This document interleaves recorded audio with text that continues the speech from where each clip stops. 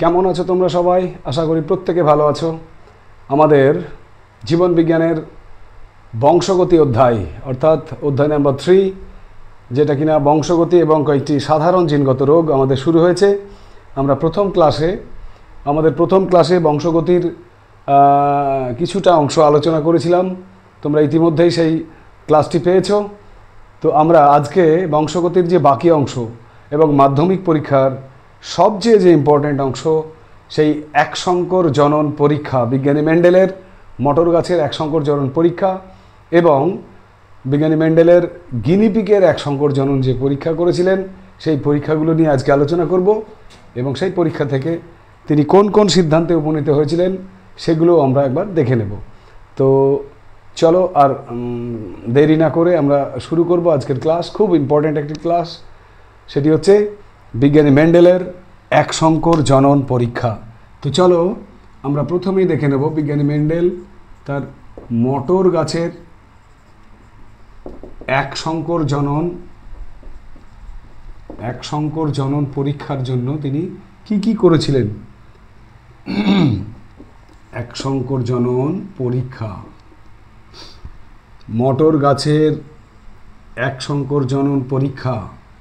তাহলে প্রথমে আমরা জেনে নেব এক সংকর জনন কাকে বলে। এক সংকর জনন বা আমরা বলতে পারি মোনো হাইব্রিড ক্রস। এই মোনো হাইব্রিড ক্রস বা এক সংকর জনন বলতে আমরা কি বুঝি? গত দিনকেই আমরা বংশগতি সংক্রান্ত বিভিন্ন সূত্রগুলো পড়তে গিয়ে বলেছিলাম যে এক সংকর জনন কাকে বলে না, একজোড়া বিপরীত বৈশিষ্ট্য সম্পন্ন দুটি ভিন্ন ধর্মী একই প্রজাতিভুক্ত জীবের মধ্যে যে যৌন জনন ঘটানো হয় তাকে আমরা বলবো এক সংকর জনন। তাহলে সংজ্ঞার মধ্যে যে টার্মগুলো আছে দেখো, প্রথমে রয়েছে কি একই প্রজাতিভুক্ত, তার মানে মটর গাছের সঙ্গে মটর গাছ, গিনিপিগের সঙ্গে গিনিপিগ, মানুষের সঙ্গে মানুষ। এই যে তোমার একই প্রজাতিভুক্ত জীবেদের মধ্যে যৌন জনন, এগুলো সবই হচ্ছে একই প্রজাতিভুক্ত, তাই না? নেক্সট কি টার্ম ছিল সেখানে? ভিন্নধর্মী মানে একটি পুরুষ একটি স্ত্রী, অর্থাৎ দুটি বিপরীত ধর্মী জীবেদের মিলন ঘটাতে হবে। আর একটি টার্ম ছিল একজোড়া। একজোড়া মানে এখানে কি না, একজোড়া মানে দুটো যে কোনো বৈশিষ্ট্যের একটা জোড়া নিতে হবে। হয়তো একটা লম্বা নিলাম, একটা বেটে নিলাম, একটা তোমার যদি হলুদ নিই তাহলে সবুজ নেব, যদি লাল ফুল নিই আর তার সঙ্গে সাদা ফুল নেব। এই যে পৃথকভাবে একজোড়া বৈশিষ্ট্য আমরা নেব, সেজন্যই আমরা সংজ্ঞাতে ব্যবহার করেছি একজোড়া শব্দটি।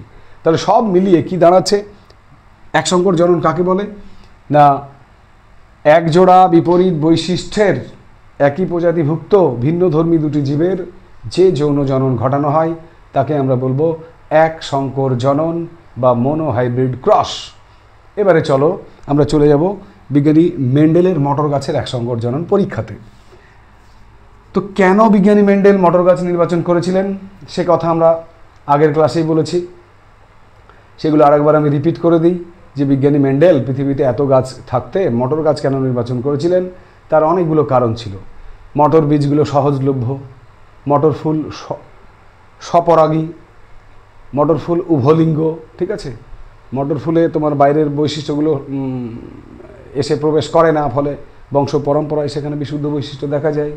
এছাড়াও মটর ফুলগুলো খুব দ্রুত বংশ বিস্তার করতে পারে, তাই না? ফলে কি হয়, একসঙ্গে আমরা অনেকগুলো তোমার অপত্য বংশ ধরে আমরা পরীক্ষা নিরীক্ষাগুলো চালাতে পারি। তো যাই হোক, এই সমস্ত বিভিন্ন কারণে বিজ্ঞানী মেন্ডেল তার পরীক্ষার জন্য মটর গাছকে নির্বাচন করেছিলেন। এখন আমরা জেনে নেব তার পরীক্ষাটা অ্যাকচুয়ালি কী ছিল। না, বিজ্ঞানী মেন্ডেল মটর গাছের এক সংকর জনন পরীক্ষার জন্য যে দুটো তোমার বৈশিষ্ট্য নিয়েছিলেন, সেই দুটো বৈশিষ্ট্য হচ্ছে একটি লম্বা, কেমন লম্বা না, একটি বিশুদ্ধ লম্বা।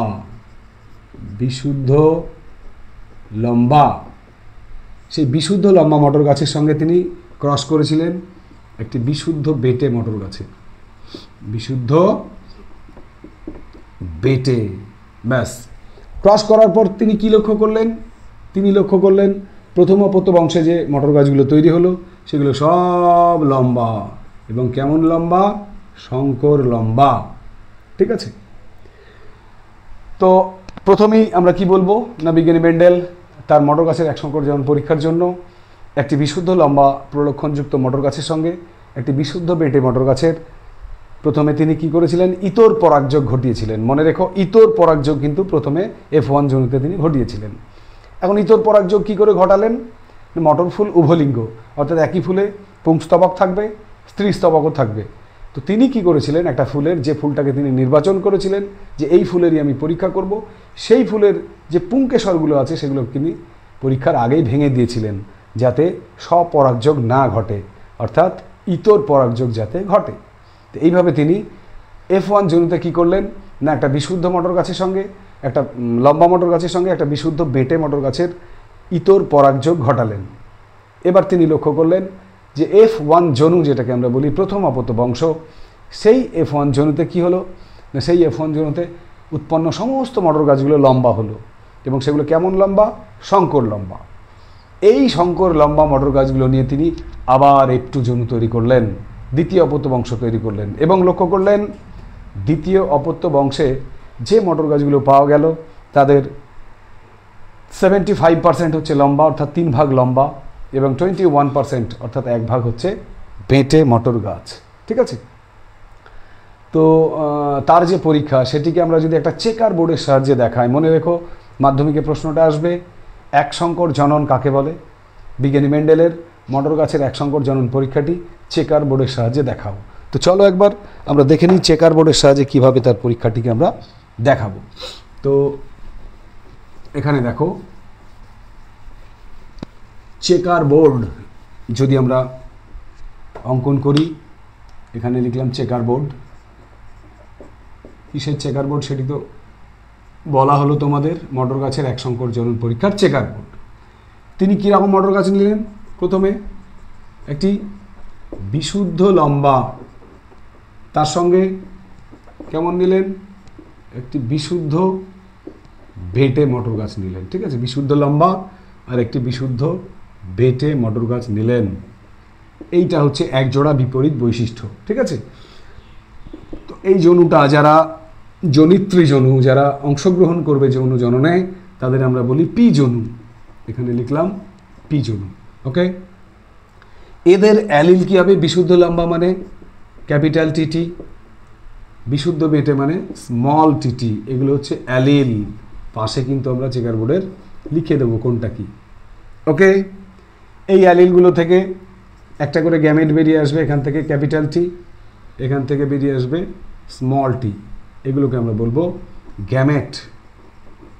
আর এই দুটো গ্যামেটের মিলনে, অর্থাৎ এখানে আমরা কি হবে জানি সবাই, এটা ইতর পরাগযোগ, কিন্তু মনে রেখো ইতর পরাগযোগ। সেই ইতর পরাগযোগে কি তৈরি হলো দেখো, একটা ক্যাপিটাল টি স্মল টি, অর্থাৎ এটা দেখতে কেমন হবে? লম্বা, এবং সেটা হবে শঙ্কর লম্বা। শঙ্কর লম্বা, এইটাকে আমরা বলবো F1 জনু, প্রথম অপত্য বংশ। তাহলে আমরা কি বলবো? এইটুকুর ব্যাখ্যা কি দিলাম?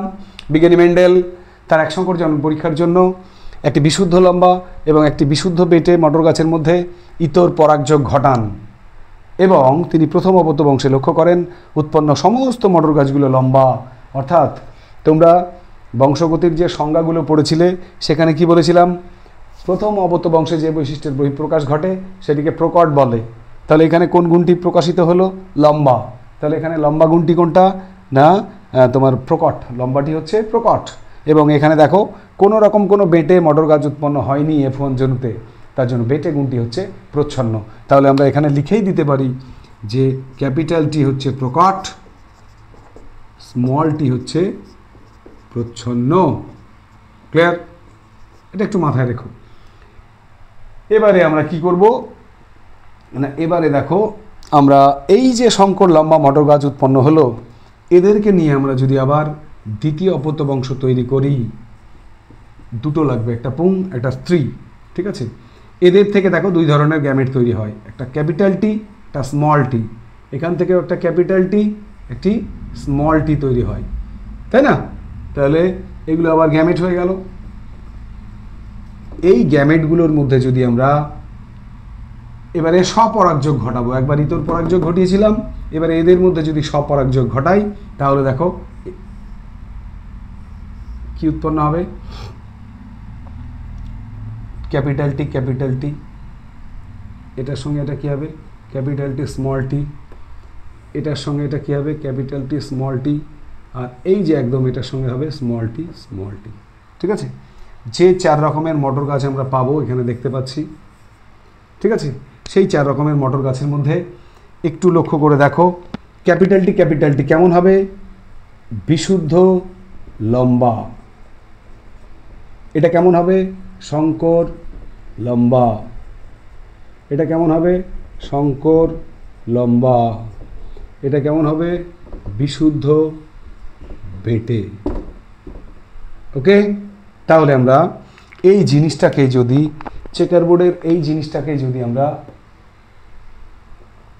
একটুখানি উপরে দেখাই, এটা মুছে দিলাম, তাহলে দেখো দুটো ভিন্নধর্মী গ্যামেট, তাদেরকে যদি একটা বক্সের আকারে দেখাই, তো মোটামুটি এটার দরকার নাই, এখানে দুটো গ্যামেট দেব, এখানে দুটো গ্যামেট, এইদিকে মনে করো স্ত্রী গ্যামেট, এইদিকে মনে করো পুং গ্যামেট, এই বরাবর এখানে দিলাম টি স্মল টি, ক্যাপিটাল টি স্মল টি, গুণ করো, কী হবে? ক্যাপিটাল টি স্মল টি। মনে রেখো লেখার সময় সব সময় দুটো টি লিখবে, ক্যাপিটাল এবং স্মল যদি একসঙ্গে থাকে ক্যাপিটাল টিকে আগে লিখবো, ঠিক আছে? তো এখানে দেখো গুণ করলে ক্যাপিটাল টি আগে লিখলে এই, তাহলে আমরা এখানে যদি লক্ষ্য করি, এখানে দেখো লম্বা কটি হবে দেখো তো, কোনগুলো লম্বা? এটা একটা লম্বা, এটা একটা লম্বা, এই একটা লম্বা, তাহলে টোটাল লম্বা কটা? 3টি। বেটে কটা? এখানে বেটে একটি মাত্র বেটে, তাই না? Small tea. তাহলে আমরা যদি ফিনোটাইপ অনুপাত লিখি মটর গাছের এক সংকর জনন পরীক্ষায়, ফিনোটাইপ অনুপাত কী হবে? ফিনোটাইপ অনুপাত লম্বা ইজ টু বেটে। কটি লম্বা কটি বেটে উৎপন্ন হলো? দেখো 3টে লম্বা, তাহলে 3 ইজ টু একটি বেটে মানে 1। তাহলে মটর গাছের এক সংকর জনন পরীক্ষায় ফিনোটাইপ অনুপাত 3:1। পরীক্ষায় যদি আসে মটর গাছের এক সংকর জনন পরীক্ষার ফিনোটাইপ অনুপাত 3:1 বলতে কী বোঝো? তখন কি বলবো আমরা? তখন বলবো যে একটা বিশুদ্ধ লম্বা মটর গাছের সঙ্গে একটা বিশুদ্ধ বেটে মটর গাছের যদি আমরা ইতর পরাগযোগ ঘটাই, তাহলে প্রথম বংশে যে সংকর লম্বা মটর গাছগুলো উৎপন্ন হয় তাদের নিয়ে যদি আমরা F2 জনু তৈরি করি, তাহলে F2 জনুতে যে মটর গাছগুলো উৎপন্ন হবে তাদের 3 ভাগ হবে লম্বা এবং 1 ভাগ হবে বেটে, অর্থাৎ ফিনোটাইপ অনুপাত 3:1। ক্লিয়ার? এবারে জিনোটাইপ অনুপাতটা কি হবে দেখে নাও। জিনোটাইপ অনুপাতটা আবার কিসের ভিত্তিতে হবে? দেখো একটা আছে বিশুদ্ধ লম্বা, তাহলে লিখলাম আমরা বিশুদ্ধ লম্বা ইজ টু, দুটো এখানে রয়েছে সংকর লম্বা, তাহলে সংকর লম্বা ইজ টু একটা রয়েছে বিশুদ্ধ বেটে, তাহলে বিশুদ্ধ বেটে।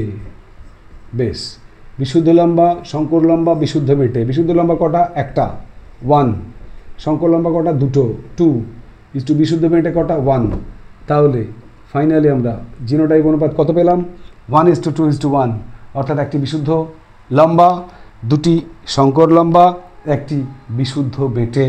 এই হচ্ছে আমাদের বিজ্ঞানী মেন্ডেল তার মটর গাছের যে এক সংকর জনন পরীক্ষা করেছিলেন তার চেকার বোর্ডের সাহায্যে প্রকাশ। তাহলে আমরা নিশ্চয়ই পরীক্ষাতে যদি আসে মটর গাছের এক সংকর জনন, তাহলে লিখতে পারবো তো? কিচ্ছু না, বিশুদ্ধ লম্বা, বিশুদ্ধ বেটে, তাদের অ্যালিলগুলো ক্যাপিটাল টি স্মল টি, একটা করে গ্যামেট ক্যাপিটাল টি স্মল টি, তাদের ইতর পরাগযোগ কী হবে? Capital T small T, that is সংকর লম্বা, অর্থাৎ F1 জনিতে উৎপন্ন মটর গাছগুলো সংকর লম্বা। এবারে capital T small T cross capital T small T, অর্থাৎ সংকর লম্বার সঙ্গে সংকর লম্বার দ্বিতীয় বংশ তৈরি করো। সেক্ষেত্রে কী হবে? সেক্ষেত্রে 4 রকমের মটর গাছ পাবো আমরা, যেটি একটি হচ্ছে বিশুদ্ধ লম্বা, দুটি সংকর লম্বা, একটি বিশুদ্ধ বেটে, অর্থাৎ লম্বা পাবো 3টি, বেটে পাবো একটি। লম্বা F2 জনিত হলো কত? 3টি, মানে 4টের মধ্যে 3টি মানে 75% লম্বা, আর একটি বেটে মানে 25% বেটে।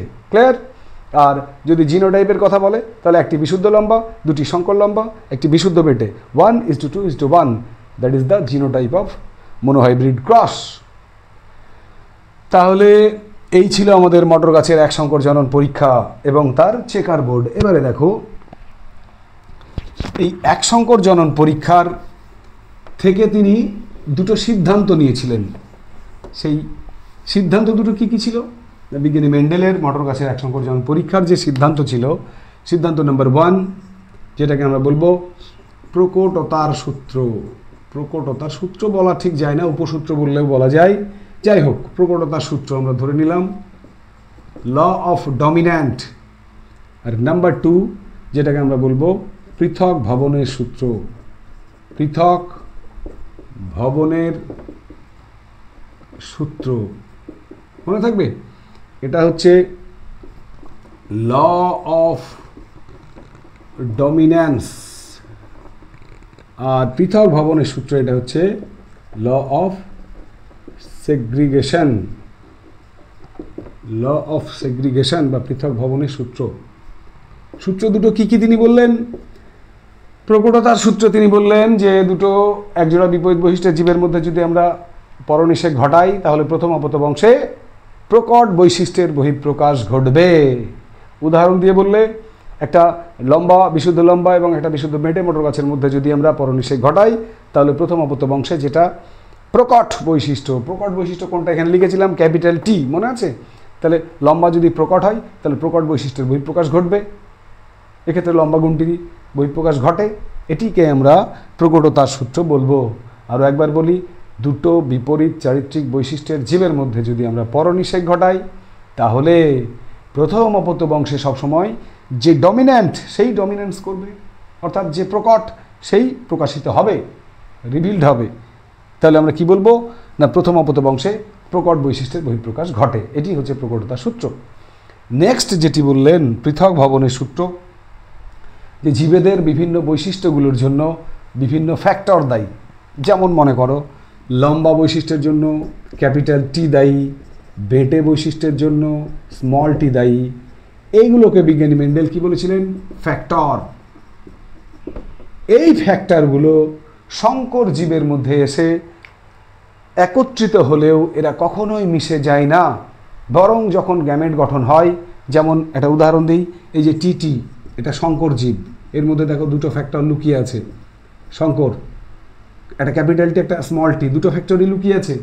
এরা দেখে মনে হচ্ছে মিশ্রিত অবস্থায় আছে, মিশ্রিত হলেও কিন্তু এরা মানে একত্রিত হলেও এরা কিন্তু মিশে যায় না, এবং এরা যখন আবার গ্যামেট গঠন করে তখন পৃথক হয়ে যায়। এই পৃথক হয়ে যায়, সেপারেট হয়ে যায় বলেই একে ল অফ সেগ্রিগেশন বা পৃথক ভবনের সূত্র বলা হয়। পৃথক ভবনের সূত্র কাকে বলে? একজোড়া বিপরীত বৈশিষ্ট্যের জীবেদের মধ্যে যদি আমি পরনিষেক ঘটাই তাহলে প্রথম অপত্য বংশে কী হয়? বিপরীত বৈশিষ্ট্য বা অ্যালিলগুলির সংমিশ্রণ ঘটে, তারা একত্রিত হয় কিন্তু কখনো মিশ্রিত হয় না। উপরন্তু গ্যামেট গঠনকালে ওরা পৃথক হয়ে যায়। পৃথক হয়ে যায় বলেই ওদেরকে পৃথক ভবনের সূত্র বলে, এই সূত্রটিকে। ঠিক আছে? তাহলে আমরা বিজ্ঞানী মেন্ডেলের এক সংকর জনন পরীক্ষা থেকে দুটো পরীক্ষার জন্য ভিভিআই সিদ্ধান্ত, একটি হচ্ছে প্রকটতার সূত্র, একটি পৃথক ভবনের সূত্র। এবং মনে রেখো, এই দুটো সূত্রের মধ্যে সেকেন্ড যে সূত্রটি পৃথক ভবনের সূত্র, ল অফ সেগ্রিগেশন, এটি কিন্তু মেন্ডেলের দ্বিসংকর জনন পরীক্ষারও একটি সূত্র। সেখানে আমরা দুটো সূত্র শিখব, যার মধ্যে দেখব একটি পৃথক ভবনের সূত্র আর একটি রয়েছে স্বাধীন সঞ্চরণের সূত্র। সুতরাং এই সূত্রটি কমন, পৃথক ভবনের সূত্রটি এক সংকর এবং দ্বিসংকর উভয় জননই কিন্তু রয়েছে। ঠিক আছে? তাহলে আমরা বিজ্ঞানী মেন্ডেলের মটর গাছের এক সংকর জনন পরীক্ষা যদি আসে, প্রশ্নটা কি হবে? এক সংকর জনন কাকে বলে? বিজ্ঞানী মেন্ডেলের মটর গাছের এক সংকর জনন পরীক্ষাটি চেকার বোর্ডের সাহায্যে বুঝিয়ে দাও। এখান থেকে তোমাকে বলবে এই পরীক্ষার মাধ্যমে প্রকট প্রচ্ছন্ন এবং জিনোটাইপ ফিনোটাইপ বুঝিয়ে দাও। তাহলে আমরা পারবো, নিশ্চয়ই পারবো। চলো এবারে আমরা চলে যাব। মনে করো মটর গাছ না এসে পরীক্ষায় যদি গিনিপিগ আসে, তাহলে মটর গাছের মতো করেই কিন্তু গিনিপিগটাও তোমরা বাড়িতে করে নিও। আমি একটুখানি টাচ দিয়ে দিচ্ছি গিনিপিগের পরীক্ষাটা। গিনিপিগের এক সংকর জনন, সেটা কেমন হবে? বিজ্ঞানী মেন্ডেল দুটো ভিন্ন ধর্মী গিনিপিগ নিয়েছিলেন, একটি বিশুদ্ধ কালো যার অ্যালিল হচ্ছে ক্যাপিটাল বিবি, তার সঙ্গে ক্রস করেছিলেন একটি বিশুদ্ধ সাদা যার অ্যালিল হচ্ছে স্মল বিবি। তাহলে এটা পি জনু, এটা হচ্ছে অ্যালিল,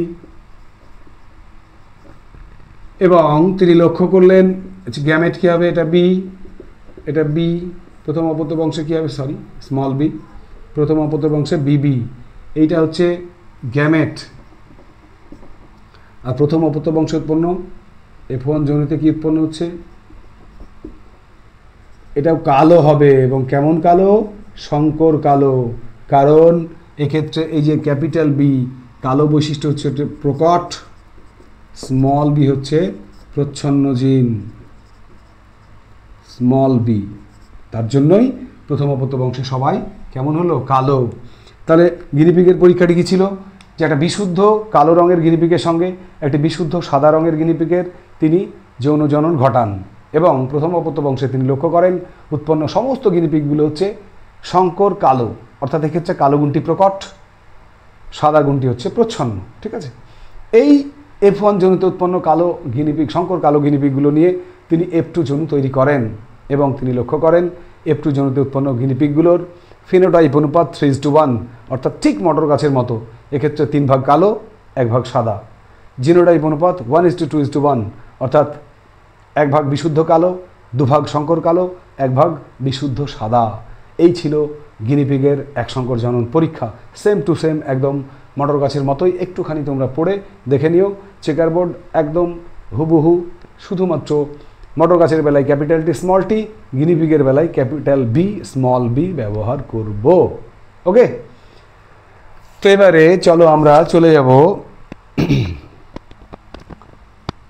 এই যে প্রকট বৈশিষ্ট্যের উপরে বিজ্ঞানী মেন্ডেল জোর দিয়েছিলেন, যে তিনি বলতেন প্রথম অপত্য বংশে সব সময় প্রকট বৈশিষ্ট্যের বহিঃপ্রকাশ ঘটবে, যেটাকে আমরা বলি ল অফ ডমিন্যান্স বা প্রকটতার সূত্র। কিন্তু কিছু ক্ষেত্রে এর ব্যতিক্রম দেখা যায়, যে ঘটনাকে আমরা বলি অসম্পূর্ণ প্রকটতা। পরীক্ষার জন্য খুবই ভিভিআই। অসম্পূর্ণ প্রকটতা কাকে বলে, উদাহরণ দিয়ে বোঝাও না। আমরা জানি যে দুটো ভিন্ন ধর্মী এক প্রজাতির জীবের মধ্যে একজোড়া বৈশিষ্ট্য নিয়ে যদি আমরা যৌন জনন ঘটাই, তাহলে প্রথম অপত্য বংশে প্রকট বৈশিষ্ট্যের বহিঃপ্রকাশ ঘটবে। কিন্তু কিছু কিছু ক্ষেত্রে এই প্রকট বৈশিষ্ট্য বহিঃপ্রকাশ না পেয়ে একটা সম্পূর্ণ নতুন ধর্মবিশিষ্ট কোনো বৈশিষ্ট্যের বহিঃপ্রকাশ ঘটে, তখন তাকে আমরা বলি অসম্পূর্ণ প্রকটতা, বা আমরা বলতে পারি প্রকটতার সূত্রের ব্যতিক্রম। যেমন স্ন্যাপড্রাগন, সন্ধ্যা মালতী, এই সন্ধ্যা মালতী ফুলের আমি যদি লাল ফুল, যাকে আমরা আর অ্যারিল দ্বারা প্রকাশ করি, আর একটা বিশুদ্ধ সাদা, এগুলো বিশুদ্ধ, সব বিশুদ্ধ লাল এবং বিশুদ্ধ সাদা ফুল, যেটাকে WW দ্বারা প্রকাশ করা হয়, তো এদের মধ্যে যদি আমি শঙ্করায়ন ঘটাই, তাহলে দেখব প্রথম অপত্য বংশে আমার নিয়ম কি বলছে, নিয়ম বলছে, প্রকটতার সূত্র বলছে সমস্ত ফুল শঙ্কর লাল হওয়া উচিত ছিল, কিন্তু না, এক্ষেত্রে আমরা দেখব সন্ধ্যা মালতীর বেলায় লাল এবং সাদা ফুলের যদি আমরা পরনিষেক ঘটাই, ইতর পরাগযোগ ঘটাই, তাহলে প্রথম অপত্য বংশে সম্পূর্ণ নতুন ধর্ম বিশিষ্ট একটি ফুল, যেটা হচ্ছে গোলাপি রঙের। কি রং? গোলাপি। এটা হচ্ছে F1 জনু। তাহলে হওয়া উচিত ছিল লাল, হয়ে গেল গোলাপি। তাই এই জিনিসটাকে আমরা বলবো অসম্পূর্ণ প্রকটতা, এবং যার উদাহরণ হচ্ছে সন্ধ্যা মালতী ফুল।